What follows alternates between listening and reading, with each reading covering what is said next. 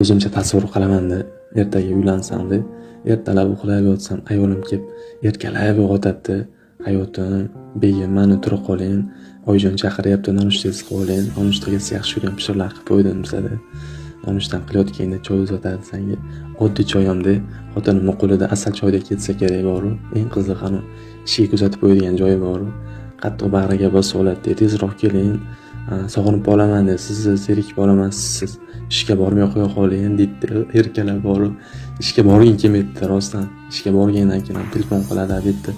Obed qilib oldingizmi? Kelisizga nima ovqat qilib qo'y deydi. Bironta ovqatni aytasan, xo'p bo'ladi deydi. Keyin ishdan ham borib shoshib kelasan uyga. Kelsang qo'lingdagi narsalar olib, kiyimingizni alishtirib oling, tayyor bo'ldi. Suzaman deydi. Ovqatlanib, ham yo'q tinchigandan keyin uyga kirib, quchoqlashib, o'sha kunimiz qanaqa o'tganligi haqida bir-birimizga gapirib berib, har xil xullas bo'lishdi o'rniga tirik